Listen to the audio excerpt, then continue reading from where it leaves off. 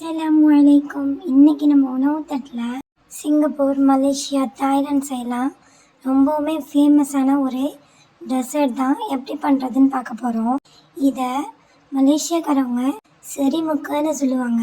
இது 2 டைப்பாக செய்கிறது. பேண்டான் லீஃப் வச்சு ஒன்று, அதுக்கப்புறம் மேங்கோ வச்சு செய்கிறத மாங்காய் செரிமுக்குன்னு சொல்லுவாங்க. எப்படி செய்யலான்னு பார்த்துடலாமா? இதுக்கு முன்னாடி என்னோடய சேனல் இப்போ தான் உங்களை ஃபஸ்ட்டு ரீச் பண்ணதுன்னா மறக்காமல் சப்ஸ்கிரைப் பண்ணுங்கள். நாங்கள் வீடியோக்குள்ளே போகலாம். இதுக்காக நான் இன்றைக்கி க்ளூட்டினஸ் ரைஸ் தான் எடுத்திருக்கேன். இது சிங்கப்பூர், மலேசியா சைடு தான் அவைலபிளாக இருக்கும். இப்போது இங்கேயே நம்மளுக்கு ஆன்லைனில் கிடைக்கிது. இதை ஸ்டிக்கி ரைஸ், பிசினரிசி, பூலர் அரிசின்னு பல மாதிரி சொல்லுவாங்க. இதை வச்சு தான் நம்ம இந்த ரெசிபி இன்றைக்கி ட்ரை பண்ண போகிறோம். ஓவர் நைட் இல்லாட்டி ஒரு 5 மணி நேரத்துக்கு இதை கழுவி சுத்தம் பண்ணி நல்லா சோக் பண்ணி வச்சுக்கலாம். இந்த அரிசி எப்படி குண்டு குண்டாக இருக்குதுங்கிறத பாருங்கள். இந்த அரிசி உங்களுக்கு கிடைக்காட்டி நீங்கள் பாஸ்மதி அரிசியை ஒரு 4 மணி நேரத்துக்கு மேலே ஊற வச்சு நீங்கள் அதில் ட்ரை பண்ணி பார்க்கலாம். ஆனால் இதுவரையும் நான் இந்த ரெசிப்பியை அப்படி ட்ரை பண்ணது கிடையாது. இங்கேயுமே நிறைய டிபார்ட்மெண்ட் ஸ்டோர்லாம் கிடைக்கிது, நீங்கள் செக் பண்ணி பாருங்கள். ஸ்டிக்கி ரைஸ்ன்னு கேளுங்க. இப்போ ஓவர் நைட்டு நம்மளுடைய அரிசி நல்லாவே ஊறிடுச்சு. இதை இப்போ அவிச்சுக்கலாம். இந்த பேனில் தான் நான் இன்றைக்கி இந்த ரெசிபியை செய்ய போகிறேன். நம்ம அரிசியை கழுவி சுத்தம் பண்ணி இந்த பேனில் சேர்த்துக்கலாம்.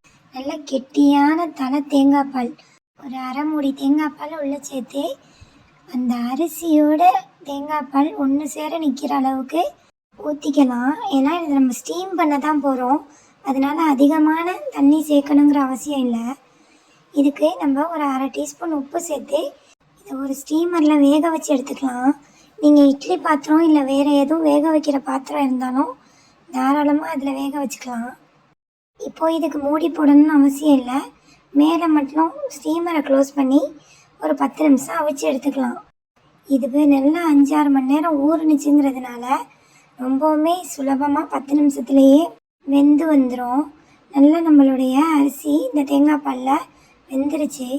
இதை இப்படியுமே சாப்பிடலாம், சரியான மணமாக இருக்கும். பட் நம்ம இதில் ஒரு சூப்பரான ரெசிபி தான் இன்றைக்கி பார்க்க போகிறோம். இந்த சோறை நம்ம இப்போ ஆற விட்டுக்கலாம். இது எவ்வளோ ஸ்டிக்கியாக இருக்குதுன்னு நீங்களே பாருங்கள். ரொம்பவுமே ஒரு பிசு பிசுன தன்மை இருக்கிறனால எங்கள் ஊரில் இதை பிசுனரிசின்னு தான் சொல்லுவோம். இப்போது இதுக்கு டாப் லேயராக நான் மேங்கோ எடுத்திருக்கேன். மாம்பழம் சூஸ் பண்ண போகும்போது நல்லா பழுத்த மாம்பழமாக யூஸ் பண்ணிக்கோங்க. இமாம் பசந்த், சாத்கோலா, பங்கனப்பள்ளிலாம் இதுக்கு ஒரு சூப்பரான ஆப்ஷனாக இருக்கும். கொஞ்சம் கூட தண்ணி சேர்த்துடாமல் அரைச்சி வச்சுக்கோங்க. இப்போது இது கூட நல்ல ஃப்ரெஷ்ஷான கெட்டியான தேங்காய் பால், ஒரு தேங்காவுடைய தலைப்பாலே எனக்கு மெஷரிங் கப்பில் 1.25 கப்பு பிடிச்சிச்சு. இதை நான் உள்ளே சேர்த்துக்கிறேன். உங்கள்கிட்ட டின்னில் வர தேங்காய் பால் இருந்தாலும் சேர்த்துக்கோங்க, சூப்பரான டெம்டிங்காக இருக்கும். இப்போது இது கூட ஒரு 3 முட்டையை நல்லா பிளெண்ட் பண்ணி எடுத்து அதையும் உள்ளே சேர்த்துக்கலாம். கிட்டத்தட்ட மேங்கோ புட்டிங் தான் டாப் லேயரில் இருக்கும். இதை நல்லா பிளெண்ட் பண்ணி நம்ம எடுத்து வச்சுருந்த இந்த மேங்கோ பல்ப்பில் ஆட் பண்ணிக்கலாம். நீங்கள் எடுத்திருந்த மேங்கோவுக்கு தக்கன சுகர் ஆட் பண்ணிக்கோங்க. எனக்கு மாம்பழமே நல்லா ஸ்வீட்டாக இருந்துச்சுங்கிறதுனால நான் இன்றைக்கி 5 டேபிள் ஸ்பூன் சுகர் ஆட் பண்ணிக்கிட்டேன். இது கீ போர்ஷன் இனிப்பாக இருக்காது, மேக் போர்ஷன் தான் இனிப்பாக இருக்கும். அதனால் சுகர் லெவல் அட்ஜஸ்ட் பண்ணி சேர்த்துக்கோங்க. இது கூட 2 டேபிள் ஸ்பூன் மைதா, 1 டேபிள் ஸ்பூன் அரிசி மாவு, 1 டேபிள் ஸ்பூன் கார்ன்ஃப்ளவர் சேர்த்துக்கலாம். இதை நல்லா கலக்கி வச்சுக்கலாம். உங்ககிட்ட இந்த மாதிரி டீமோல்ட் பண்ணுற கேக் டின் இருந்தால் அவசியம் இதில் தான் செய்யுங்க. இந்த ரெசிபிக்கு இதை தான் சரியானது. ஆனால் எனக்கு இது என்னோடய ஸ்டீமருக்கு ஒத்து வரலை, கொஞ்சம் பெரிய சைஸாக இருந்துச்சு. ஸோ நான் இன்றைக்கி சின்ன டின்னே எடுத்துக்கிட்டேன்.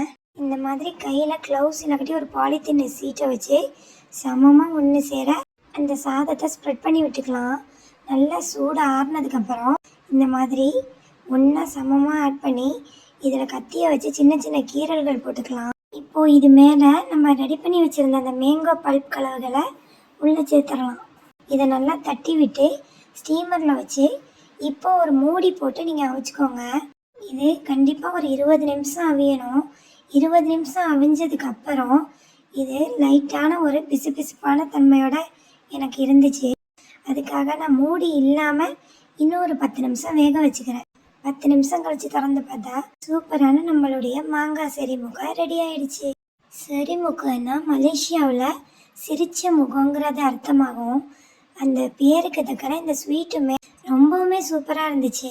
இந்த மேங்கோ சீசன் முடிகிறதுக்கு முன்னாடி அவசியம் நீங்கள் இந்த ரெசிபியை ட்ரை பண்ணி பாருங்கள். ரொம்பவுமே ஒரு ஈஸியான செம்மையான ரெசிபி. இந்த அரிசி உங்ககிட்ட இருந்தால் இந்த ரெசிபியை ஒருபோதும் மிஸ் பண்ணிடாதீங்க.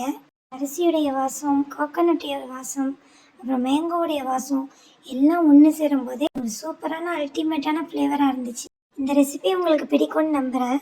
லைக் பண்ணுங்கள், ஷேர் பண்ணுங்கள். அடுத்த வீடியோவில் சந்திக்கலாம். அஸ்ஸலாமு அலைக்கும்.